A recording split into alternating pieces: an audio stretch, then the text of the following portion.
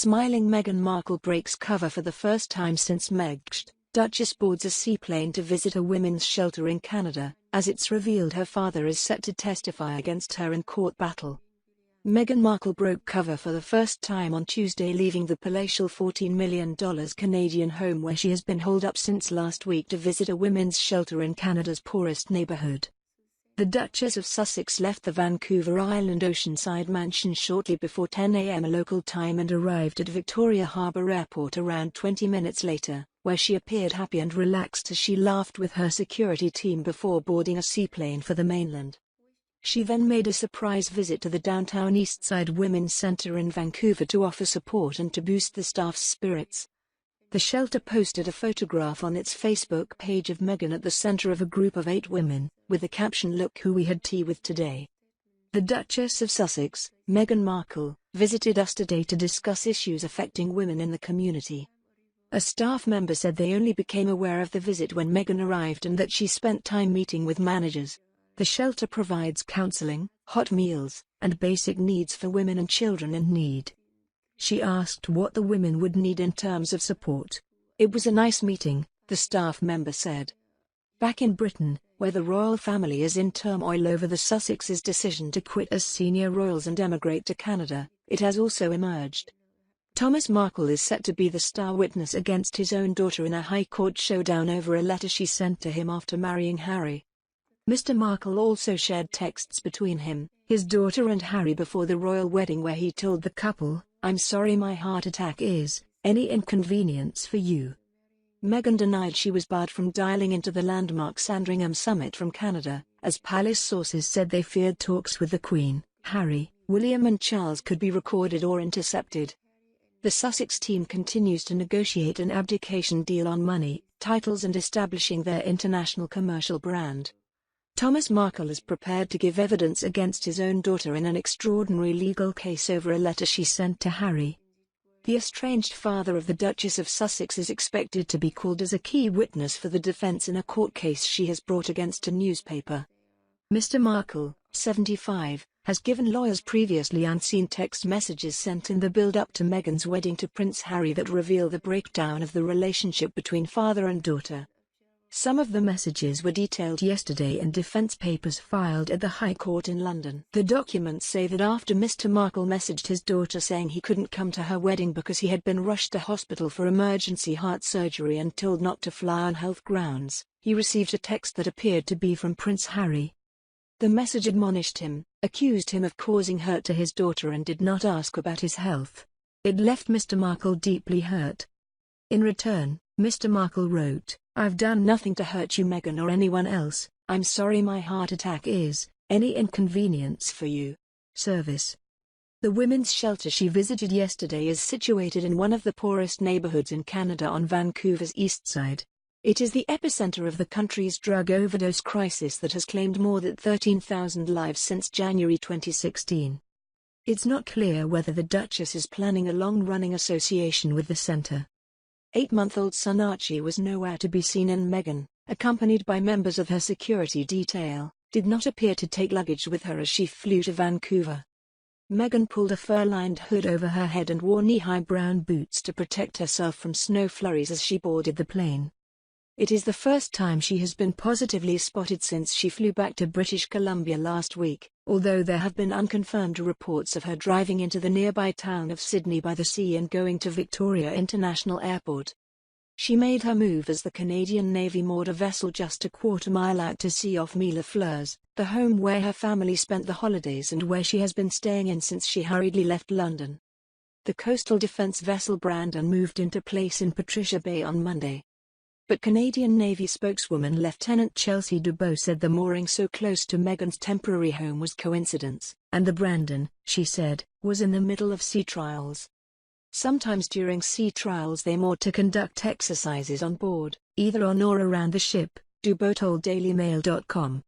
The Duchess opted to recycle her wardrobe, wearing a $399 Barbour coat, first worn by her in March 2017, and paired it with a $195 Guyana bag she wore to Wimbledon in June 2019.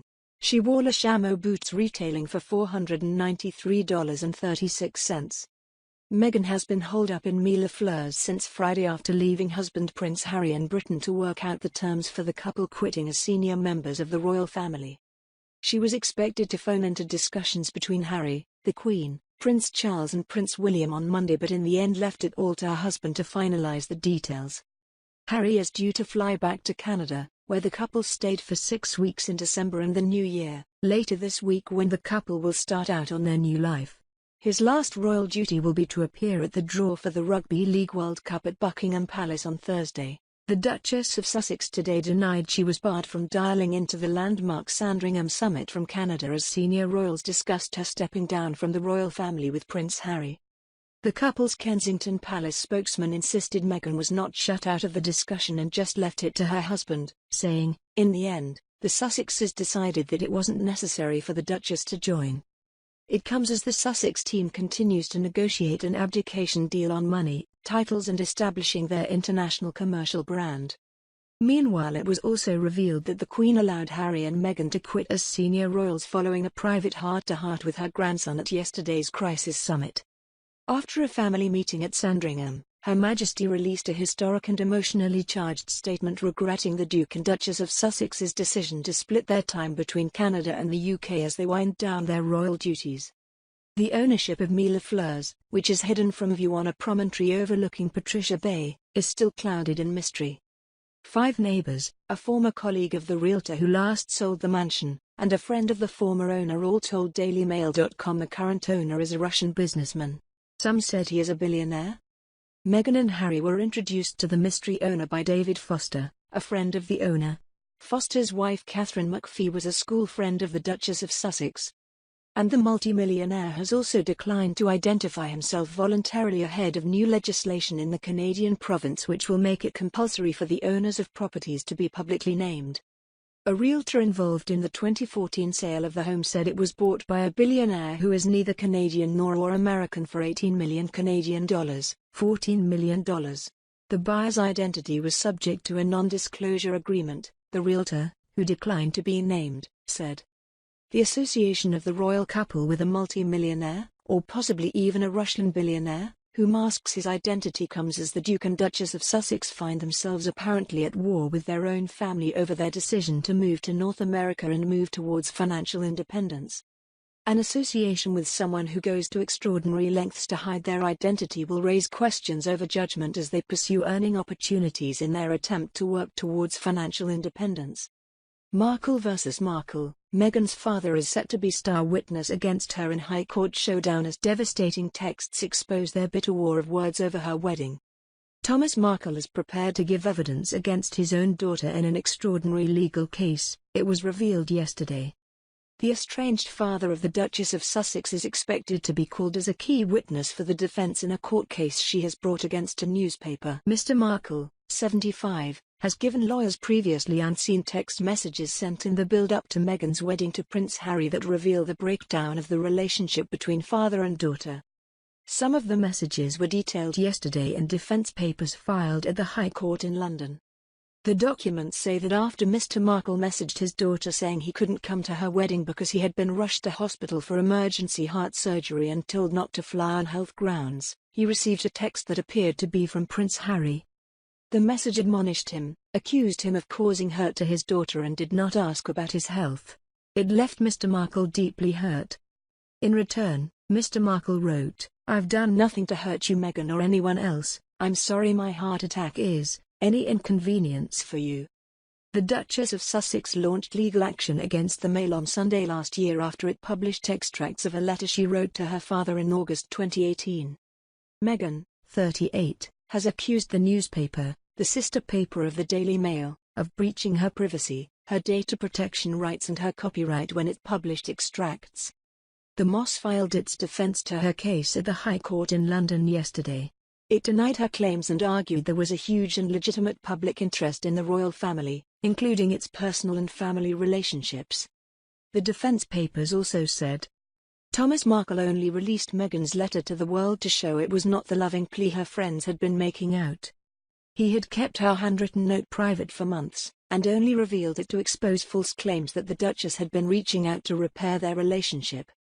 He only decided to release extracts of the letter to the press after she had allowed her friends to talk about it first in the US magazine People. That one of Meghan's best friends, Jessica Mulroney, once intervened to try to fix a favorable press article for the Duchess. Mr. Markle had insisted he made multiple attempts to contact his daughter by phone call and by text message, but received no response. That apart from the August 2018 letter, Mr. Markle had not heard from his daughter since he told her he was too ill to attend her wedding. He had never been introduced to her husband Prince Harry, nor met his 8-month-old grandson Archie. The latest development in the court case has come in a turbulent week which has seen the Queen hold crisis talks about Meghan and Harry's role in the royal family after they announced their wish to step back from their royal duties. The Duchess was last night pictured in Canada for the first time since she returned there following the bombshell Meghan statement. She was seen boarding a seaplane from Vancouver Island which appeared to be destined for Whistler Ski Resort. Meghan launched her legal action against the Moss last year after it published excerpts of her letter to her father. Mr. Markle gave the letter to the newspaper after unnamed friends of the Duchess told the People magazine that she had written the loving letter in an attempt to repair their relationship. Lawyers for the newspaper alleged that Meghan had knowingly allowed her friends to leak details of the letter to the magazine, effectively that she had helped to breach her own privacy. If the case goes before a judge, the paper said it would ask for Meghan to be forced to hand over all communications in which she had caused or permitted her friends to provide information about her to the media or to seek to influence what is published about her. It could lead to the prospect of Meghan coming face to face with her father in the High Court. Mr. Markle, a retired Hollywood lighting director who lives in Rosarito, Mexico, has said his daughter cut off all contact with him after her wedding, except for the letter at the center of the case. If he were to be called as a witness, he would effectively have to brand his own daughter a liar who had invaded her own privacy. The Sussexes have said they will fund the legal proceedings privately. Meghan's wedding week war with her father, court papers reveal bitter messages that destroyed their relationship. The devastating breakdown in Meghan Markle's relationship with her father was laid bare yesterday in a series of messages between the pair detailed by court papers. He has handed over previously unseen messages and letters which set out how he made desperate attempts to mend their relationship after heart surgery forced him to miss her wedding. In one message he accused Prince Harry of treating his heart attack as an inconvenience, adding, "I've done nothing to hurt you, Meghan or anyone else." In another, he said that Meghan had effectively written me off. The exchanges between Mr. Markle and his daughter were detailed in documents filed to the High Court in London yesterday. The Duchess of Sussex has launched legal action against the Mail on Sunday, the Daily Mail's sister paper, accusing the newspaper of breaching her privacy and her copyright by publishing extracts of a 5-page letter she wrote to her father in August 2018. In the letter, Meghan, 38, chastised her father for ignoring her calls and said he had broken her heart into a million pieces. Meghan's legal team has claimed she was shocked and deeply upset when her private letter to her father was published. The documents lodged at the court yesterday detail the newspaper's defense to her allegations. They say Mr. Markle, 75, has never met his 8-month-old grandson Archie, nor been introduced to Prince Harry, although they have spoken on the phone. His only contact with his daughter since her wedding day was the August 2018 letter, in which she accused him of lying about her and inflicting unnecessary and unwarranted pain on her and her new husband.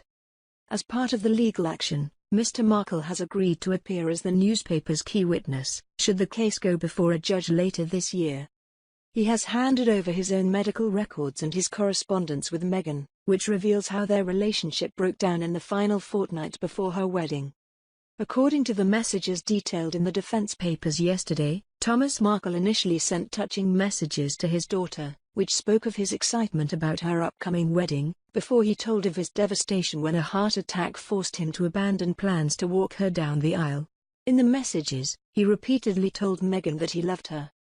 But the messages made clear how their relationship began to break down after it was revealed that he had secretly agreed to stage a series of paparazzi-style pictures of himself preparing for the wedding. In documents lodged at the High Court, defense lawyers said Meghan had shown a disregard for her father's well-being.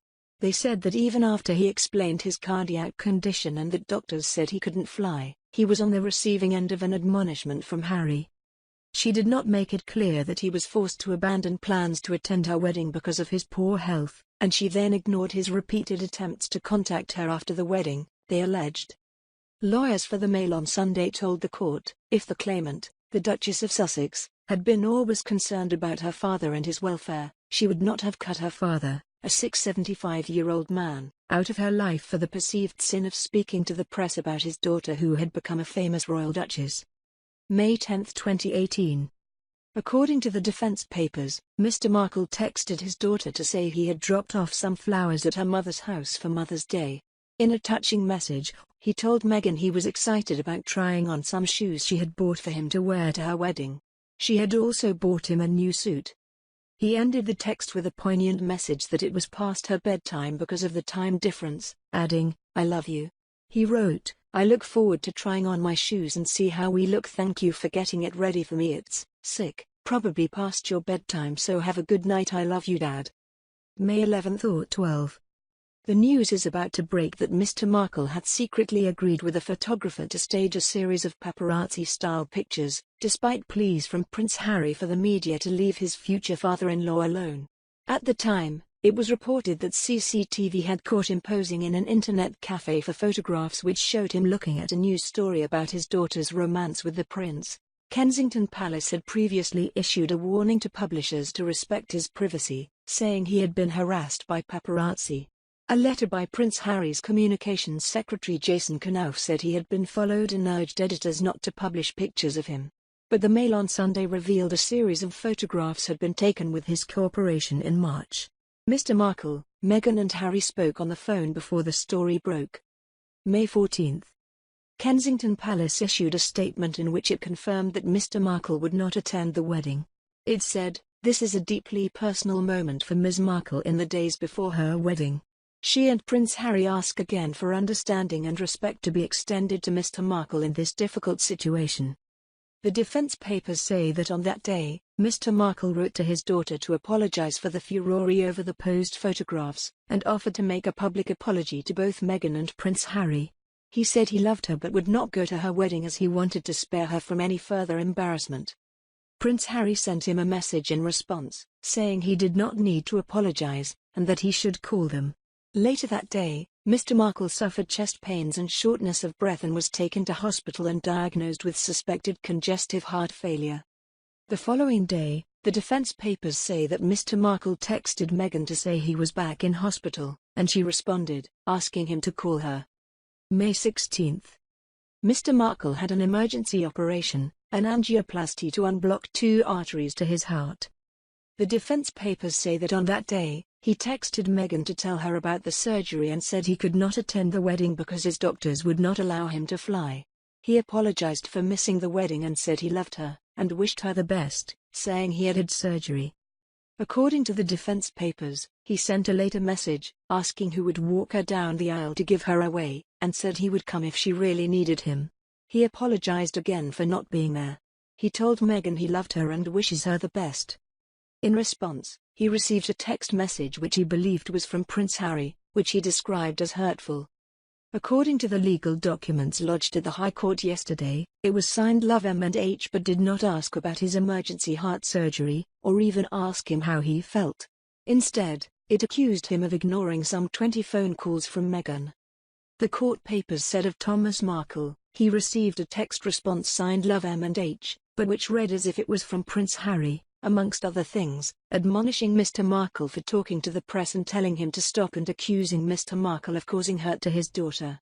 The text did not ask how the surgical procedure had gone or how Mr. Markle was or send him good wishes. Mr. Markle was said to be deeply hurt by the tone of the message, and replied curtly. According to the defense papers, he said, "I've done nothing to hurt you, Meghan, or anyone else. I know nothing about 20 phone calls. I'm sorry my heart attack is any inconvenience for you." The court papers allege he received no reply and that his daughter did not speak to him again in the final days before her wedding.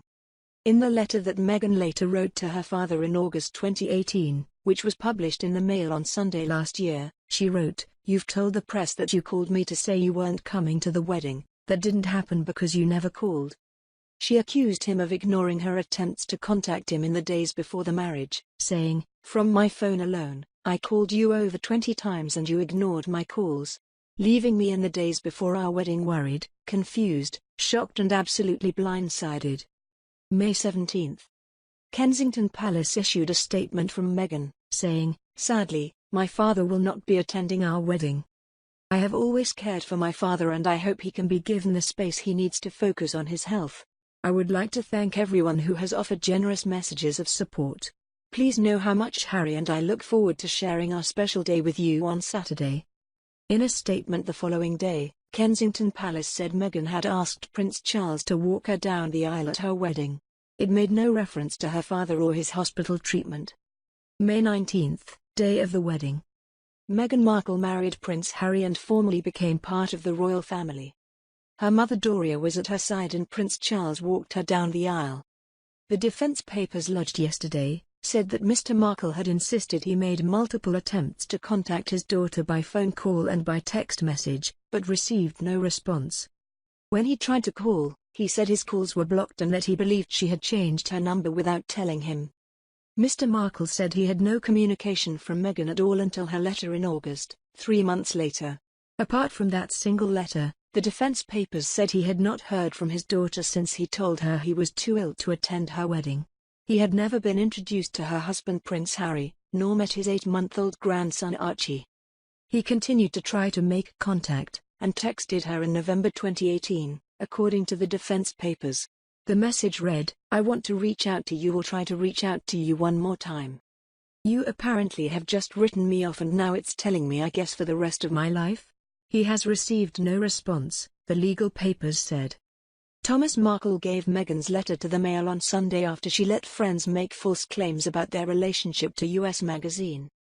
Thomas Markle released a letter from his daughter Meghan to the world to show it was not the loving plea her friends had been making out, court documents said yesterday. He kept her handwritten note private for months, and only revealed it to expose false claims that the Duchess had been trying to repair their relationship. The letter, from August 2018 in the wake of her wedding to Prince Harry, was an attack on Mr. Markle and signaled the end of the relationship between father and daughter, the court papers said. According to defense papers filed at the High Court yesterday on behalf of the Mail on Sunday, the Duchess of Sussex's estranged father only decided to release extracts of the letter to the press after she had allowed her friends to talk about it first. The newspaper's document stated that Meghan knowingly allowed her friends to leak details of the letter to the media. She caused or permitted 5 close friends to speak anonymously to the US magazine People to attack Thomas Markle, the court papers said.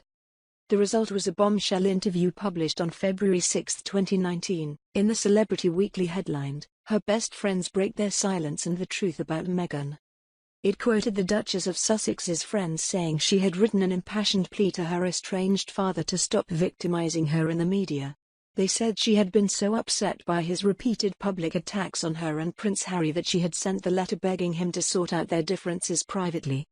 The People interview said Meghan had written to Mr. Markle, "Dad, I'm so heartbroken, I love you, I have one father. Please stop victimizing me through the media so we can repair our relationship." But this article gave a one-sided and false account of the situation and of her letter, yesterday's defense papers said. Far from being a loving letter aimed at repairing their relationship, her letter was an attack on Mr. Markle. Amongst other things, she accused him of breaking her heart, manufacturing pain, being paranoid, being ridiculed, fabricating stories, of attacking Prince Harry and continually lying. Among the false claims, it was wrongly said that Mr. Markle had refused to get in the airport car to attend the royal wedding, according to the court papers. The People interview also said that Mr. Markle had never called, never texted, and that he had falsely claimed that he could not reach his daughter. This was, according to the Mail on Sunday's defense, untrue. Following the wedding, Mr. Markle had tried to contact Meghan by phone and text, but had received no response until the letter, it was said. Except for the receipt of the letter, Mr. Markle had not heard from his daughter since he wrote to tell her he was too ill to attend her wedding, nor has he ever been introduced to or met Prince Harry or their son, his grandson, the defense documents said. Mr. Markle was therefore entitled to set the record straight by allowing the British newspaper to publish extracts of the letter 4 days later, said the defense document, which added that he released it in direct response to the publication of the People interview.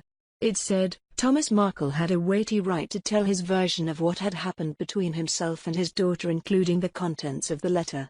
She did not suggest that they try to repair their relationship.